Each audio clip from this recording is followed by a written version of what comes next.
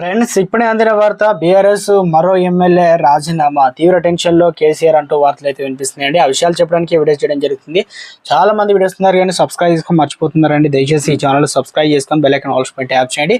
ఇప్పుడు important information miss అవ్వకుండా మీ phone notification రూపంలో వస్తుందండి. చాలా మంది చూస్తున్నారు. లైక్ చేయండి, దయచేసి లైక్ చేయండి. ఇన్ఫర్మేషన్ మరింత మందికి రీచ్ చేసిన వారు అర్థం. ఇక లేట్ చేయకుండా వేరేలాగా వచ్చినట్లయితే, కాంగ్రెస్ లో చేరిన జగిత్యాల ఎమ్మెల్యే సంజయ్ ఎమ్మెల్సీ అనగా జీవన్ రెడ్డి తెలియకుండానే పార్టీలోకి రాయకలిగా Jagtial MLA Sanjay Kumar BRS shock ఇచ్చారు. ఆయన బీఆర్ఎస్ పార్టీని వీడి ఆదివారం రాత్రి కాంగ్రెస్ లో చేర హైదరాబాద్ లోని జూబ్లీ హిల్స్ లో సీఎం రేవంత్ రెడ్డి నివాసంలో కాంగ్రెస్ కండువా కప్పుకున్నారు. 2 రోజుల వ్యవధిలో బీఆర్ఎస్ చెందిన 2 ఎమ్మెల్యేలు బీఆర్ఎస్ ని వీడి కాంగ్రెస్ లో చేరడం చర్చనీయాంశంగా మారింది. సంజయ్ కుమార్ 2014లో టీఆర్ఎస్ లో చేరారు.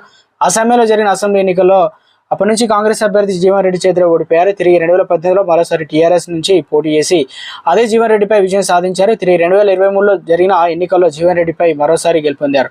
అయితే రాష్ట్రంలో కాంగ్రెస్ అధికారంలో రావడంతో కొంత నిరుత్సాహంతో ఉన్నట్లు కూడా సమాచారం. జాగృతి అధ్యక్షురాలు కవితకు నమ్మిన బంటుగా ఉన్నటువంటి సంజయ్, ఆమె అరెస్టు అయినప్పటి నుంచి పార్టీ కార్యక్రమాలు కొంత దూరంగా ఉంటున్నారు. ఇక మరోవైపు పార్టీ నుంచి గెలిచిన ఎమ్మెల్యేలతో కేసీఆర్ కనీసం సమావేశం కాకపోవడంతో అసంతృప్తితో ఉన్నట్లు తెలుస్తుంది. కొద్ది రోజులుగా తర్జన భర్జన ఉన్న ఆయన కాంగ్రెస్ లో చేరారు. అయితే సంజయ్ కాంగ్రెస్ లో చేరుతున్నట్లు పార్టీలో సీనియర్ ఎమ్మెల్సీ జీవన్ రెడ్డి కూడా తెలియదని స్థానికంగా గుసగుసలు అయితే వినిపిస్తున్నాయి. జీవన్ రెడ్డికి తెలియకుండా ఆయన పార్టీలో చేరడంతో జిల్లాలో రాజకీయం మలుపు తిరిగిందని అవకాశం అయితే ఉందంటున్నారు.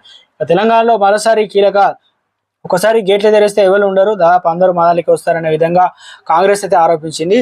ఇక దాంతోపాటు ఒక్కొక్కరుగా ఇప్పుడు ప్రస్తుతానికి ఎమ్మెల్యేలు చేరడం, మంత్రి కేబినెట్ విస్తారంలో ఉన్న సమయంలో కీలక మాజీ మంత్రులు కావచ్చు, ఎమ్మెల్యేలు సైతం వెళ్ళడం రాష్ట్రంలో హాట్ టాపిక్గా మారిందంటున్నారు. ఎవరు ఏ నిర్ణయం తీసుకుంటున్నారు అనేది తెలియని పరిస్థితి అయితే ఉందంటున్నారు రాజకీయ నిపుణులు.